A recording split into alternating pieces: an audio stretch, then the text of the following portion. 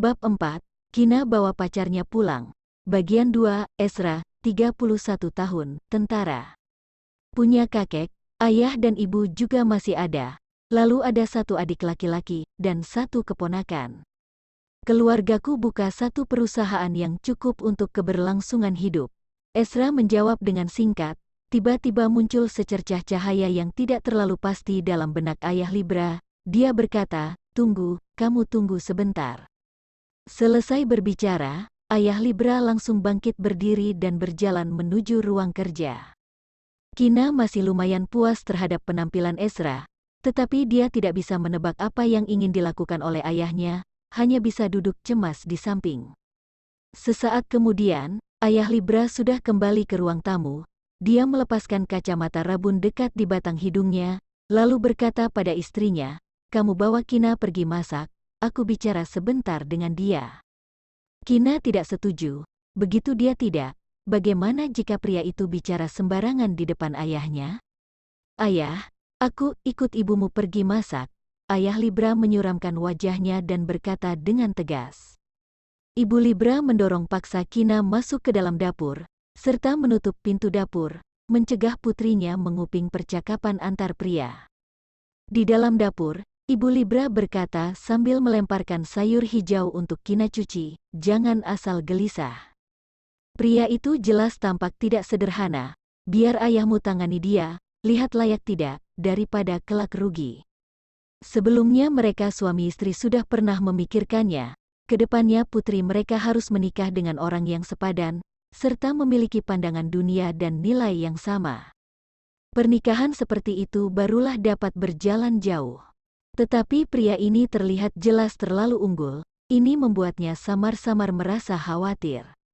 Dia percaya suaminya juga memiliki pemikiran yang sama. Kina berpikir dalam hati, bisakah dia tidak gelisah? Jika ayah tahu dia nikah kilat dengan seorang pria cinta satu malam. Tidak mematahkan kakinya pun sudah baik. Melihat Kina tidak berbicara, Ibu Libra mengetuk dahinya, lalu dia berkata dengan sedikit menyalahkan, "Sebelumnya kamu katakan tidak punya rencana nikah sebelum 28 tahun, aku dan ayahmu pun sudah bujuk begitu banyak, hampir saja menyeret kamu pergi kencan buta. Tetapi kamu ini, diam-diam pacaran juga tidak bilang, bawa pacar pulang ke rumah juga tidak beritahu dulu." Kina menyatakan dalam hatiku pahit tetapi tidak bisa aku katakan. Kina berkata dengan menciut, "Bukankah ingin beri kejutan untuk ibu dan ayah?" Sana, tidak ada kejutan, malah kaget doang." Meski Ibu Libra berkata seperti itu, tetapi dalam hatinya tetap merasa senang untuk putrinya yang memiliki pacar yang begitu unggul. Namun, juga karena pacar putrinya yang terlalu unggul, dia khawatir mereka berdua tidak sepadan. Suka dan duka terbagi setengah. "Ibu, tidakkah kamu rasa dia terlalu tua?" Kina mencoba bertanya. Dia baru berumur 23 tahun, sedangkan pria itu bahkan sudah berumur 31 tahun, sepenuhnya 8 tahun lebih besar. Sungguh kerbau tua makan rumput muda, enak sekali dia. Tua dari mana? Lagi pula umur bukan masalah, tinggi badan bukan jarak, asalkan dua orang saling suka pun sudah oke. Justru kamu, dia yang begitu unggul saja tidak keberatan dengan kamu masih enak hati keberatan dengan dia? Ibu Libra bukannya merasa putrinya tidak bagus, hanya merasa calon menantunya begitu unggul, kenapa bisa menyukai putrinya? Kina tidak bisa berkata apa-apa, pria itu selain sedikit tua, memang sangat unggul dari berbagai aspek. Tetapi Kina menghibur diri sendiri, dia yang muda merupakan modalnya sudah impas dengan modal Ezra, maka seimbang. Setelah selesai memasak, Kina membawa masakan berjalan ke ruang makan. Melihat tatapan Ezra yang mengarah ke arahnya, Kina tiba-tiba teringat akan paksaan nikah kilat, dia berkata dengan sangat kesal. "Lihat apaan? Tidak pernah lihat orang bawa masakan? Kamu ini benar-benar." Ibu Libra menepuk Kina dengan teguran. Lalu dia menoleh pada Ezra dan berkata dengan rasa maaf, "Mas Ezra, jangan ambil hati ya, Kina ini, ketika gila memang suka asal bicara." "Tidak akan," Ezra berkata dengan tidak keberatan. Bertemu dengan tatapan ayah Libra yang tegas, Kina menundukkan kepalanya sedikit, tidak berani berbuat ulah lagi. Di meja makan, "Oh iya, Kina, ibumu bilang kartu keluarga ada di kamu." Ayah Libra bertanya sambil makan. Uhu, uhu. Mendengar kata kartu keluarga, Kina langsung tersedak saking kagetnya. Pria di sampingnya dengan tenang segera memberinya segelas air. Kina mengambil gelas air, diam-diam menatap tajam Ezra.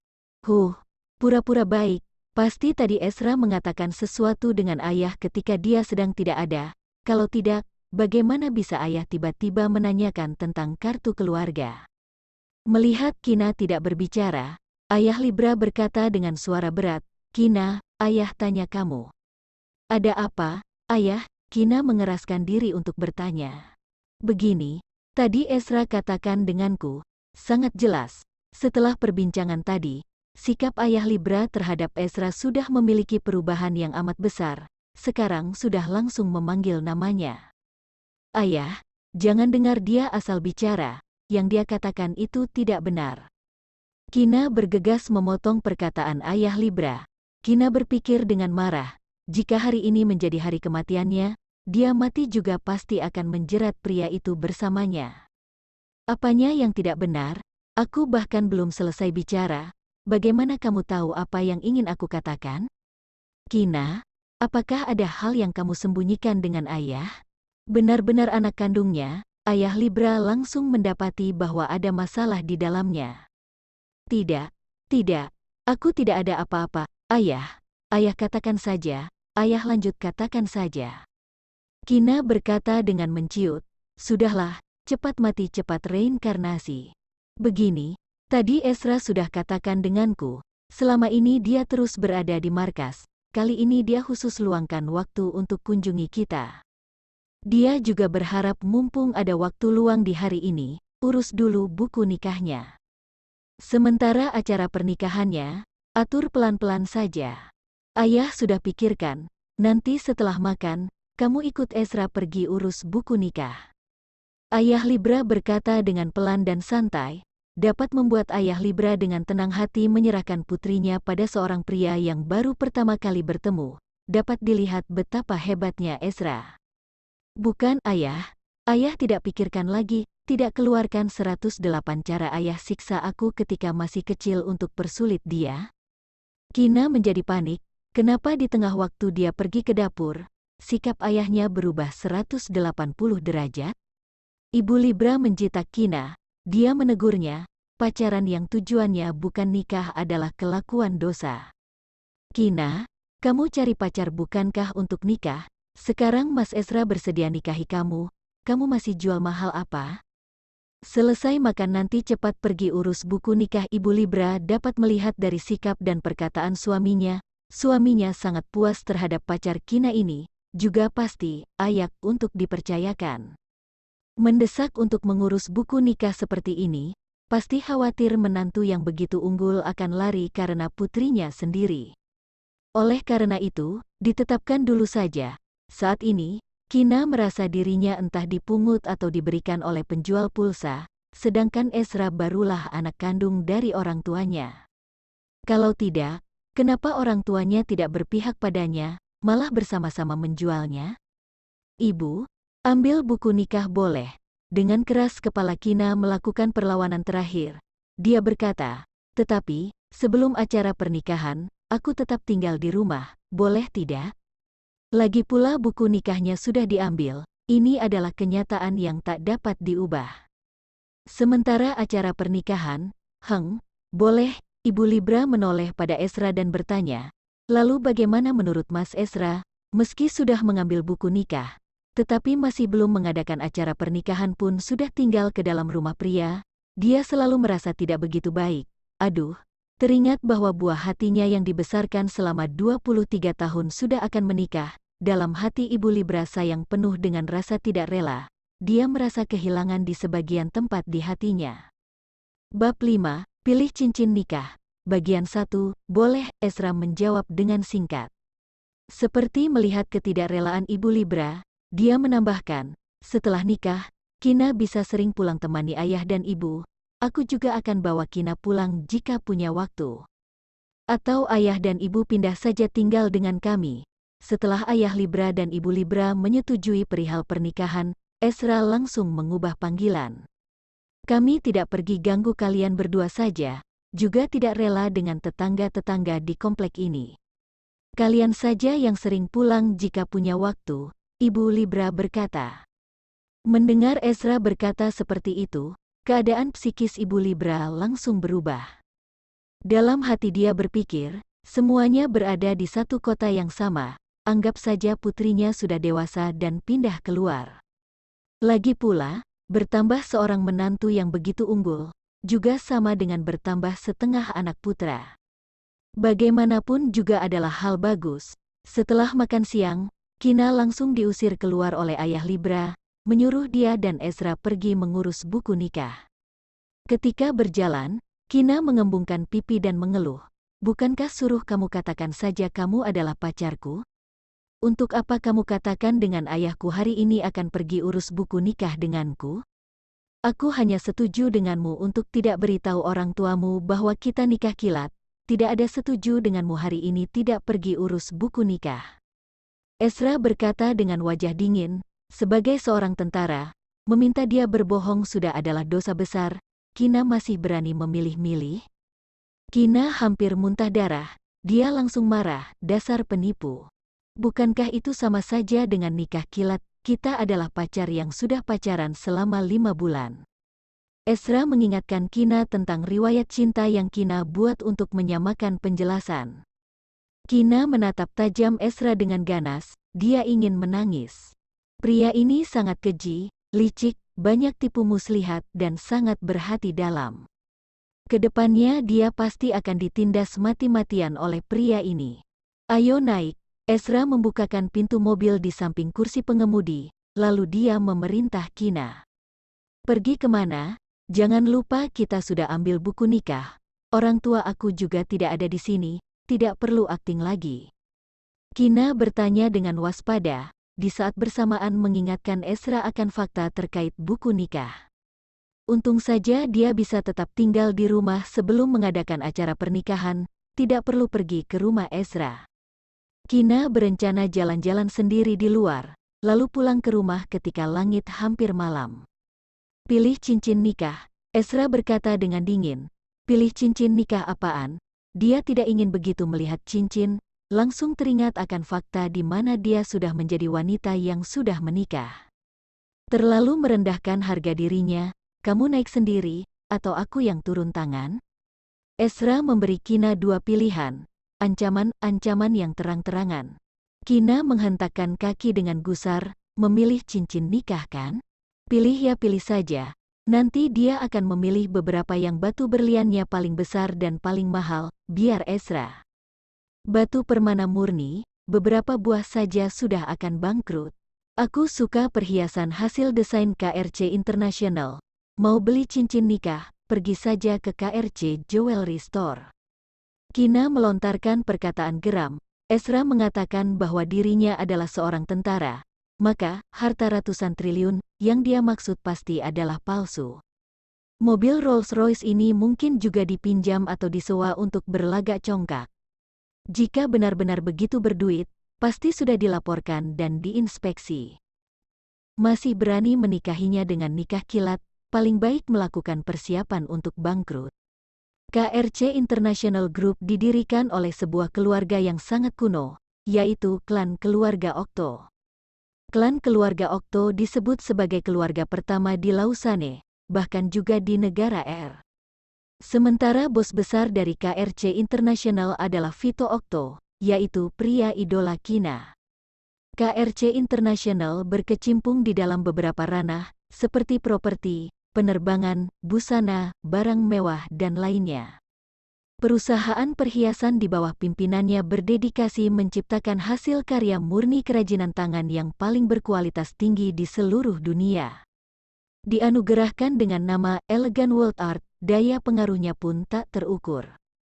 Perhiasan murni hasil karya tangan yang manapun, harganya juga sangat mencengangkan. Tatapan Ezra yang dingin dan tajam menyapu Kina. Lalu dia menyetir menuju jewelry store.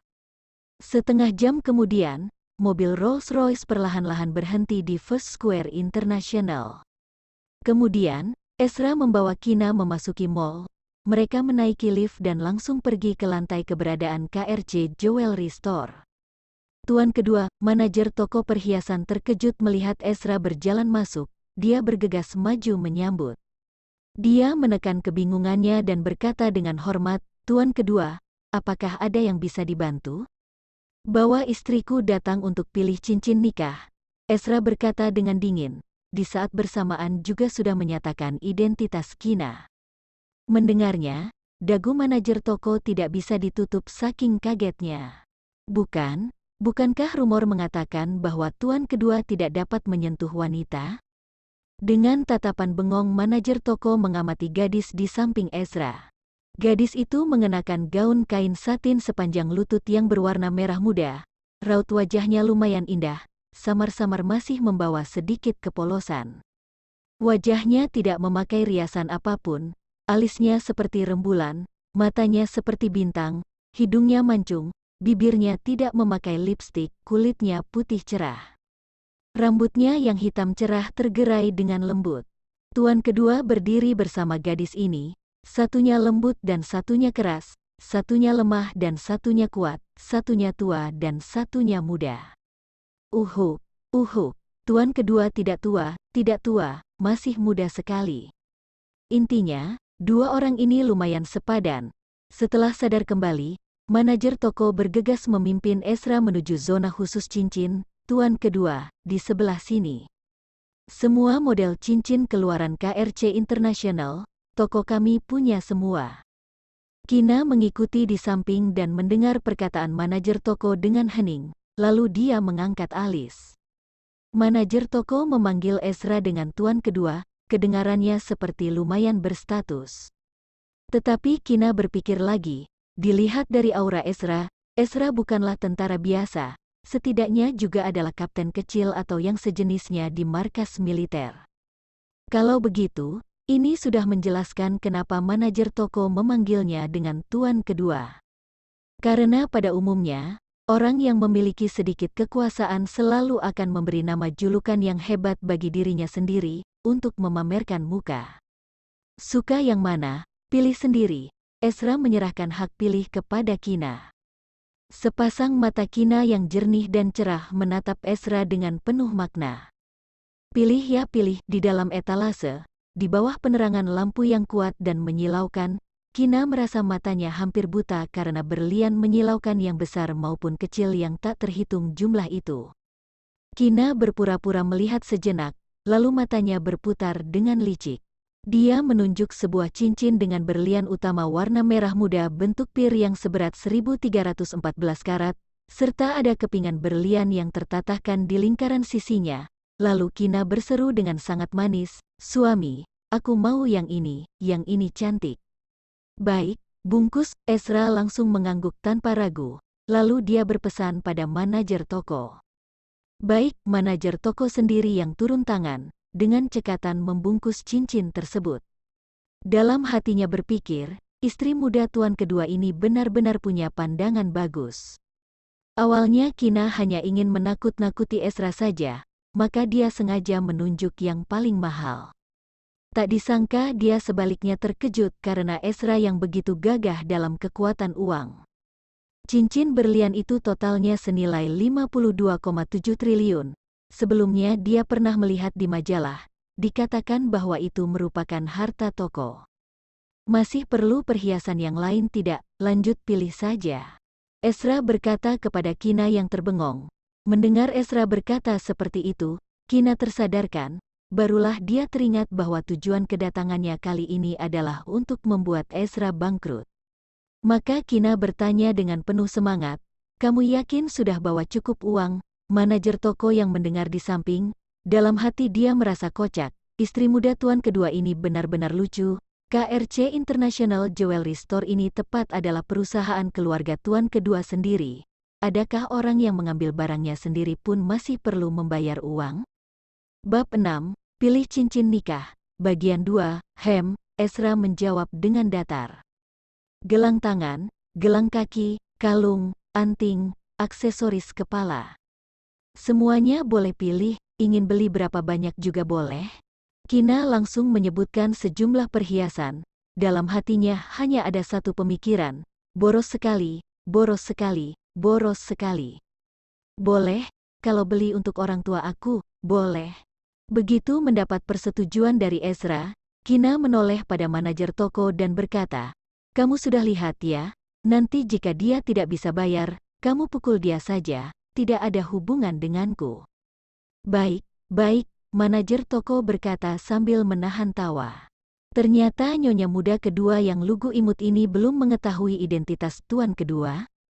Tetapi tuan kedua tidak memberitahukan identitasnya pada nyonya muda kedua, tentu memiliki alasannya sendiri. Selama ini, semua orang di kalangan kelas atas mengira dengan kondisi tuan kedua yang begitu menyentuh wanita akan terkena alergi, selama seumur hidup ini sama sekali tidak bisa mendapatkan istri. Namun sekarang, tanpa suara dia sudah menikahi seorang istri muda yang cantik menawan. Ini sungguh merupakan kabar baik yang amat besar, tentu harus diperlakukan dengan hormat. Oleh karena itu, jangan beberapa perhiasan, meski memindahkan seluruh jewelry store ke rumahnya, juga hanya masalah satu perkataan dari tuan kedua saja. Kina yang mengira Ezra berpura-pura berlagak congkak, berjalan di dalam toko dengan tangan di belakang, serta mendongak kepala dan membusungkan dada seperti seorang pemimpin yang menginspeksi. Dia tak hentinya mengarahkan sales, yang ini, bungkus. Lalu yang ini, yang itu, bungkus semuanya, astaga, perasaan berbelanja seperti ini benar-benar memuaskan sekali, rasanya seperti bermimpi saja. Kina berusaha menahan keinginannya untuk mendongak dan tertawa keras. Dulu ketika ditabok oleh ayahnya, Kina pernah membayangkan ketika sedang bersedih. Mungkin dia adalah anak dari triliuner yang tertinggal di luar, lalu suatu hari nanti akan ditemukan kembali. Setelah itu akan menjalani kehidupan mewah yang menghamburkan uang bagai pasir. Ezra mengikuti di belakang Kina dengan hening, garis bibirnya yang dingin kaku diam-diam membentuk sebuah lengkungan yang hampir tak terlihat. Dalam hati Kina berpikir bahwa ada Ezra yang menanganinya. Maka pertama kalinya dalam hidup dengan gagah dia menyuruh sales untuk membungkus sejumlah perhiasan. Meski mengambil barang dalam toko, namun tetap harus melewati alat kasir dari perusahaan. Kina berdiri di depan kasir, melihat angka di layar yang tak hentinya melambung tinggi, hatinya hampir berhenti berdetak saking kagetnya. Setelah semua barang sudah melewati alat kasir, dengan cermat Kina menghitung angka di layar. Satuan, puluhan, ratusan. Ratusan triliun, Kina hampir tidak bisa bernapas saking kagetnya. Dengan lemah dia bertanya pada petugas kasir, aku beli begitu banyak barang, apakah tidak ada diskon?" Manajer toko berdiri di belakang Kina, dengan ekspresi kesusahan dia menatap Ezra, tidak tahu harus menjawab bagaimana. Karena tuan kedua tidak memberitahukan identitasnya pada nyonya muda kedua, dia juga tidak enak untuk membuka suara. "Nanti antar barangnya ke alamat ini." Ezra menyerahkan sebuah kartu kepada manajer toko, lalu dia menarik Kina pergi. "Tunggu," Kina menarik Ezra, dia bergeleng dan berkata, "Semua ini tidak jadi, tidak jadi. Tadi sudah menikmati sensasi orang kaya, memang memuaskan. Tetapi setelah puas, dia pun menciut. Sekarang dia dan pria ini sudah merupakan suami istri secara hukum. Apabila semua barang ini dibayar secara kredit, maka sampai generasi cucunya juga belum bisa dibayar lunas." Ezra tidak berkata apa-apa, dengan tatapan yang berat dia melihat tampang Kina yang menciut, dia sedikit ingin tertawa. "Benar-benar tidak jadi?" Ezra bertanya dengan penuh makna. "Benar, benar, semuanya tidak jadi." Kina menarik Ezra dan ingin berjalan keluar, seolah-olah ada binatang buas yang mengejar di belakang. "Kalau begitu setidaknya pilih cincin nikah." Ezra membawa Kina kembali ke depan etalase cincin. Kina ditarik kembali oleh Ezra, kepalanya hampir tidak bisa diangkat saking malunya. Tadi dia berpura-pura berlagak congkak dan menyuruh orang membungkus begitu banyak barang, tetapi setelah itu dia langsung mengatakan tidak jadi. Sekarang pun dengan muka tebal kembali lagi untuk memilih cincin nikah. Manajer toko yang sangat mengetahui identitas Ezra namun tidak mengetahui pemikiran dalam hati Kina, mengira Kina tadi membatalkan sejumlah perhiasan itu adalah karena ingin menghemat uang untuk tuan kedua. Meski tuan kedua tidak kekurangan uang, seketika dia memiliki perasaan baik yang tinggi kepada Kina yang lugu imut. Tuan kedua, beberapa model cincin ini adalah model terbaru. Hari ini baru masuk ke dalam etalase, bisa dilihat dulu. Ezra mendorongnya ke depan Kina, dia berkata dengan nada tak terbantahkan, pilih satu. Kina langsung melihat sebuah cincin berlian merah muda bentuk hati. Desainnya sangat sederhana namun unik, meski berliannya kecil, tetapi potongannya sangat sempurna. Kina mengambilnya dan mencoba memakainya di tangan, ukurannya pas sekali. Kina melirik harganya, ditambah dengan cincin pria, harganya sekitar puluhan miliar. Kina bergegas melepaskan cincin dan meletakkannya kembali. Lalu dia asal memilih sebuah model cincin tanpa berlian yang harganya paling rendah. Yang ini saja, Kina menatap Ezra, seperti sedang menanyakan pendapatnya. Akan tetapi, Ezra langsung mengambil cincin berlian merah muda bentuk hati yang dicoba oleh Kina tadi, dan memakaikannya di jari Kina. Cincin nikah tidak boleh asal, Ezra berkata dengan nada serius. Dia meletakkan cincin pria ke dalam tangan Kina, lalu mengangkat telapak tangannya yang ramping dan indah, pakaikan untukku. Kina menatap telapak tangan Ezra yang saking indahnya membuat orang sesak napas, wajahnya yang putih cantik menjadi merah, bahkan ada ilusi sedang bertukaran cincin di acara pemberkatan di gereja. Kina, suara yang dingin rendah namun sangat bas terdengar di telinga. Kina langsung tersadarkan. Dengan sedikit ceroboh dia memakaikan cincin pria di jari Ezra. Sudah, ayo kita pergi. Kina diam-diam menghela napas lega. Pertama kalinya berbelanja juga akan begitu sengsara. Tetapi masih oke, akhirnya hukuman sadis yang menyiksa ini sudah akan berakhir. Beritahu bos besar kalian, turunkan model cincin ini. Setelah selesai berbicara, Ezra membawa Kina yang kebingungan berjalan pergi. Baik, selamat jayan tuan kedua. Manajer toko tentu memahami maksud perkataan dari Ezra, yaitu tidak berharap ada orang yang memiliki cincin yang sama dengan nyonya muda kedua. Setelah mengantar Ezra pergi, manajer toko bergegas menelepon ke kantor bos besar. Di mansion keluarga Okto, cahaya lampu terang benderang, mewah dan kaya. Ruang tamu yang luas dan rapi menggunakan desain Eropa, gorden warna emas yang mewah bergantungan tinggi di atas jendela.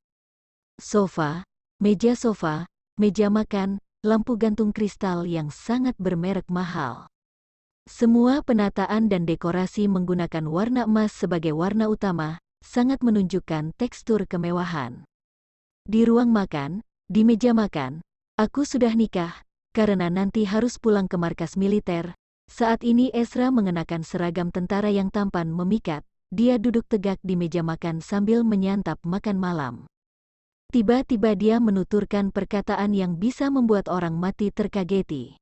Pev, Vito mengeluarkan suara tawa, hahaha, kakak kedua, kapan kamu juga sudah bisa bercanda? Dia teringat akan kakak keduanya yang sejak kecil sudah berwajah dingin tanpa ekspresi, dan tidak banyak bersenda gurau. Tak disangka sekarang Ezra bahkan juga sudah bisa bercanda.